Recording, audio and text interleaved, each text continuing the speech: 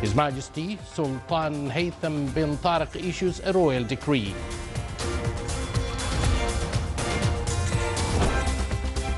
On behalf of His Majesty the Sultan, His Highness Sayyid As'ad bin Tariq Al Saeed receives His Excellency the Ambassador of Uzbekistan to bid him farewell at the end of his duty.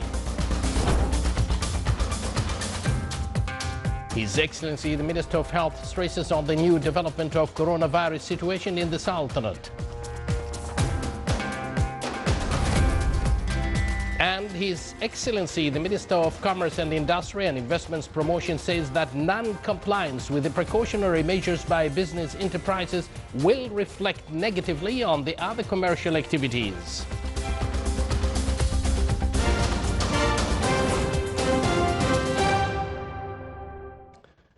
Good evening once again, and thank you for joining us. Those were the headlines, and now the news in detail. His Majesty Sultan Haytham bin Tariq issues Royal Decree number 15 over 2021.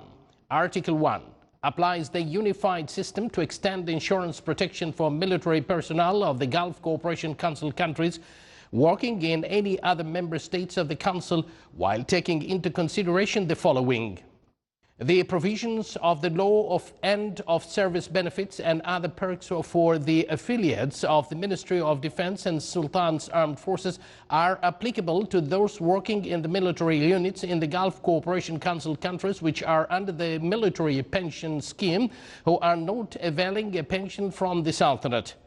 The wage ceiling will be subject to contribution according to the salary of the corresponding rank and the system enacted in the Ministry of Defense in the Sultanate. The wage will be calculated by 2.5% from the average monthly wage subject to contribution during the last 5 years of service and multiplied by the number of years of service, and with minimum 80% of the average wage. According to the provisions of the annexed system, the family of a deceased retiree is eligible for a death grant of 1,000 Omani Riyals. Article 2. The Minister of Finance shall pay the difference in contributions within the state's stipulated amount in the end of service benefits and other perks for the affiliates of the Ministry of Defense and Sultan's Armed Forces, as well as the military retirement laws and systems in the country wherever they work. Article 3. All the military and security bodies that apply the provisions of the end of service benefits and other perks for the affiliates of the Ministry of Defense and Sultan's Armed Forces or any other military retirement law shall register its citizens who are working in the Gulf Cooperation Council countries and pay the contributions according to the attached system. Article 4. The Deputy Prime Minister for the Defense Affairs shall issue the necessary regulations and decisions for the application of the attached system. Article 5. The cancels all that contradicts with this decree or contravenes with its provisions. Article 6. This decree shall be published in the Official Gazette and effective retrospectively from June 1st, 2011. His Majesty Sultan Haytham bin Tariq sends a cabal of condolences to the custodian of the two holy mosques, King Salman bin Abdul Aziz Al Saud of the Kingdom of Saudi Arabia, on the death of Her Highness Princess Noura bint Fahad bin Mohammed bin Abdul Rahman Al Saud.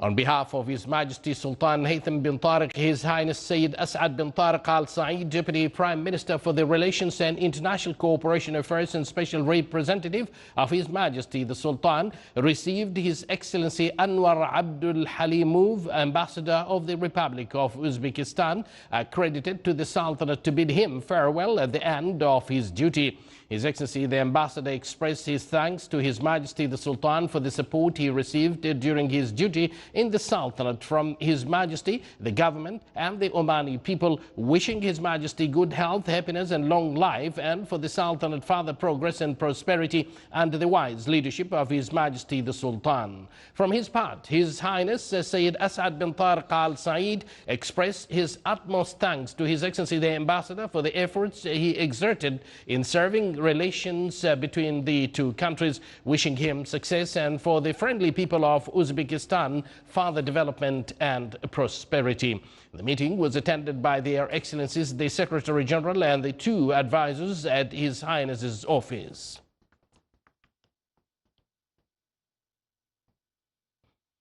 His Excellency Sayyid Badr bin Hamad Al Busaidi, Foreign Minister, held a video conference with His Excellency Rashid Meridov, Deputy Prime Minister and Foreign Affairs Minister of Turkmenistan.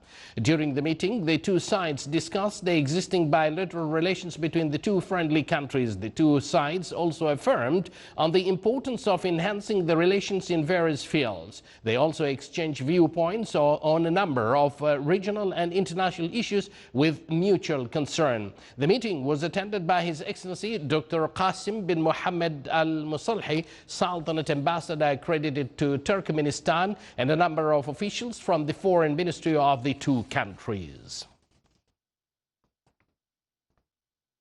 During the press conference of the COVID-19 Supreme Committee, His Excellency Dr. Ahmed bin Mohammed Al Saidi, Minister of Health, talked about the developments of coronavirus situation in the Sultanate. He stated that 6 cases of the new strain of the coronavirus were confirmed. Worldwide, the confirmed cases up till this morning, 103 million. The confirmed cases again, 103,533,536 cases. The death, those who died from COVID-19 confirmed, 2,237,813, and the number unfortunately increasing worldwide. In Oman, yesterday we registered 198 confirmed cases. That took our total to 134,524. Up till yesterday also, we did 1,555 tests. Those who recovered are 126,949, and that's around 95%. Unfortunately, there were 2 deaths yesterday, which took the total to 1,532. Those who were admitted yesterday to our healthcare facilities are 11, which took the total to 92. 2 admissions were to the intensive care units, and the total patients in intensive care units up till this morning, 22. We received so far vaccines. We received from Pfizer 39,672 doses. We vaccinated a total of 27,400, and those who received the second dose are 12,272. And I need to let everybody know, those who received the first dose, there has been a delay in the second dose. The reason beyond our control or the company's control actually as well. They have a problem with production because they were enlarging their factory, but we were assured that the next consignment will be here before the middle of this month. That's firstly. Secondly, scientifically, the delay for 6 weeks or even up to 8 weeks will not affect the efficacy of the vaccine. Therefore, please do not panic. You received your first dose. The second dose will be given to you on the time and when the vaccine became available. From his side, His Excellency Qais bin Mohammed Al Yusuf, Minister of Commerce, Industry and Investments Promotion, stated that non-compliance with the precautionary measures by business enterprises will reflect negatively on other commercial activities. He as well stated that sticking to the precautionary measures of COVID-19 pandemics is everybody's responsibility, including government, society members and work society. He also called up on the necessity of measuring temperature, wearing masks, keeping social distancing, sanitizing trolleys, providing sanitizers, and arranging the entry process inside shops, malls, and other business-related activities that require direct communication with consumers and clients, such as restaurants, coffee shops, complexes, factories, and commercial and industrial establishments.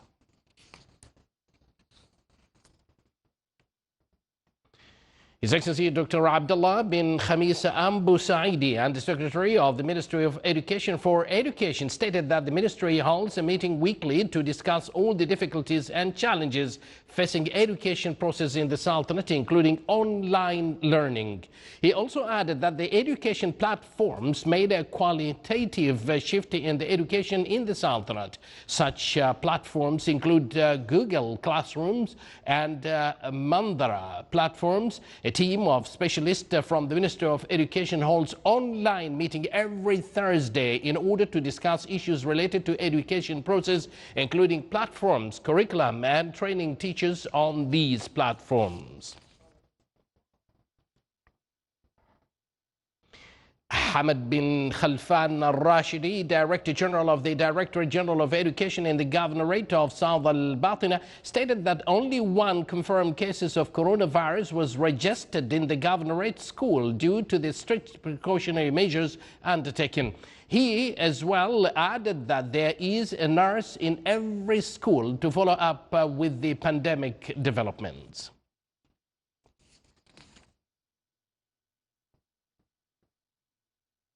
Meanwhile, Dr. Amal bint Saif Al-Ma'aniya, Director of Central Department of Infection Prevention and Control, Ministry of Health, said that around 96 cases are suspected to be infected with the new coronavirus strain. She pointed out that the epidemiological investigation of the new infection is also in progress in the meantime.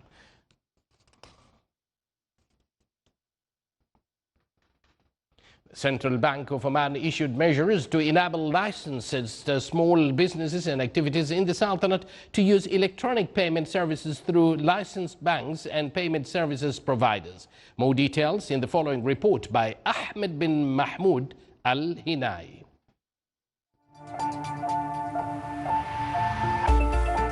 The Central Bank of Oman has issued measures to enable licensed small businesses and activities in the Sultanate to use electronic payment services through licensed banks and payment service providers. Small businesses and activities that can benefit from this service include taxi drivers, kitchen gas deliveries, water tankers, household services, and the projects for restaurants, mobile cafes, and street vendors.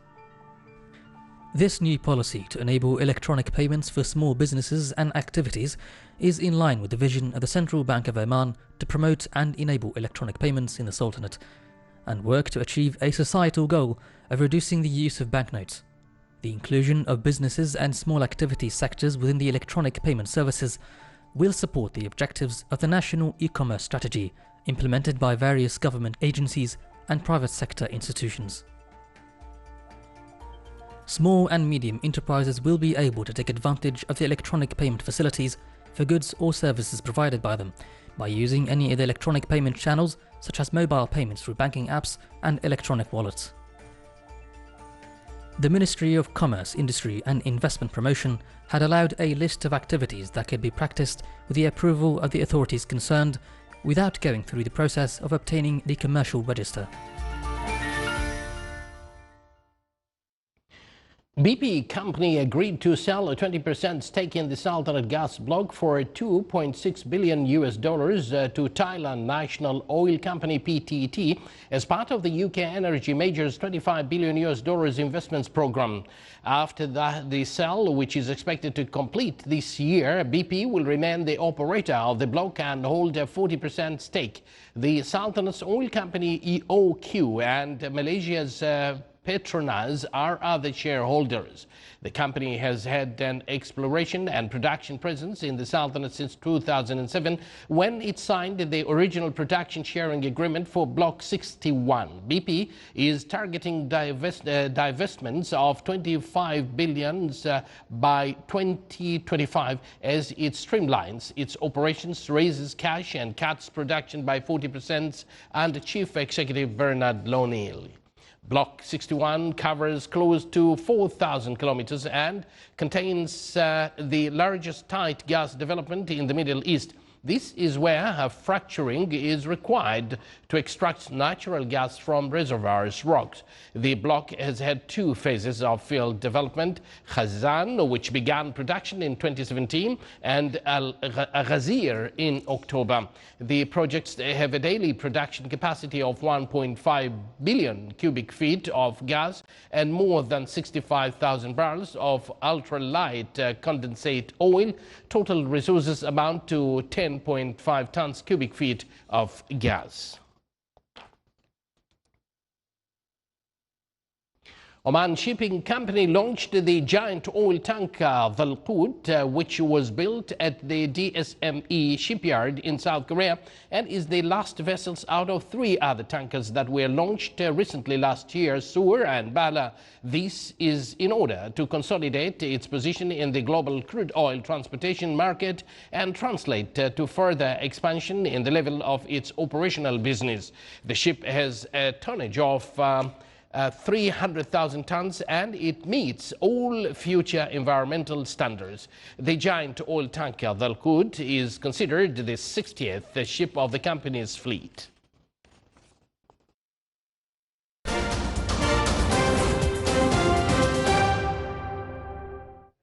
And now for the international news. Egypt today opened its border with the Gaza Strip for 4 days, allowing Palestinians stranded for months on both sides of the border to cross again. The Rafah crossing point on the southmost edge of the Palestinian enclave had been closed for 65 days, accumulating the numbers of stranded people. Israel and Egypt sealed their borders with Gaza since the Hamas group took control of the territory in the year 2007. Egypt has only sporadically opened Rafah border, the main gate for the majority of Gazans, to the outside world. The new travel restrictions introduced in an effort to curb the spread of the coronavirus have worsened the plight of Gazans. About 20,000 residents have applied to exit Gaza via Rafah, but only a few thousands can make it out in the 4 days of partial operations at the crossing point. Now to India. India's government today proposed to increase spending on healthcare in a $477 billion budget for 2021 to 2022. That promises extra help for weathering the coronavirus pandemic. The government plans to spend $30.2 billion on healthcare over the next 6 years to improve an underfunded health system that has cracked under the additional burden of the pandemic, which has killed more than 154,000 Indians so far. India currently spends about 1% of its gross domestic product on health, the lowest among major economies. Finance Minister Nirmala Sitharaman also announced $4.81 billion to be earmarked for making more COVID-19 vaccine. The budget lifts caps on foreign investments in its insurance market, provides funds for recapitalization of state-run banks that are saddled with bad loans, and proposes exemptions for senior citizens for filing income tax returns. Contrary to expectations, the proposed budget did not promise extra support for the country's farmers, who have been protesting for more than 2 months against new agricultural laws, which they saw will favor large agribusiness and corporations. 5,000 crores of rupees for COVID-19. Military trucks could seen along the road sides in the Myanmar capital Naypyidaw on Monday after the military seized control of the country and reportedly detained leader Aung San Suu Kyi. The military also announced it would hold new elections at the end of a 1-year state of emergency. The announcement on military-controlled TV came after an earlier declaration that because national stability was in jeopardy, all government factions or functions would be transferred to military chief senior General Min Aung Hlaing under a provision in the 2008 constitution that was issued under military rule. The announcement said once the election is held, the military would hand power to the winner. Suu Kyi National League for Democracy Party won a landslide victory in last November's general election, humiliating the military-backed opposition Union Solidarity and Development Party.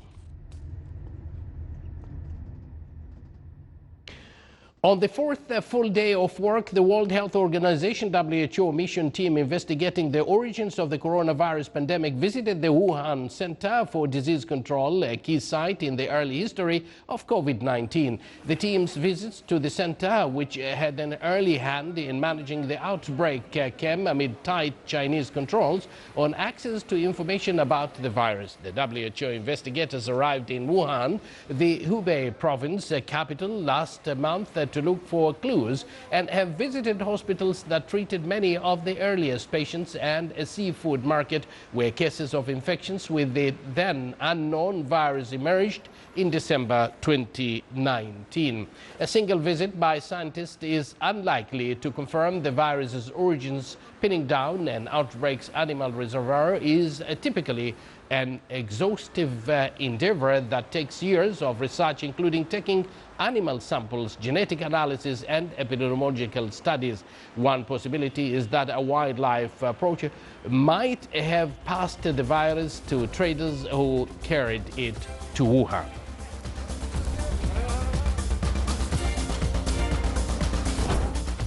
You're watching the Sultanate of Oman television, and before we end tonight's bulletin, here are the main points once again.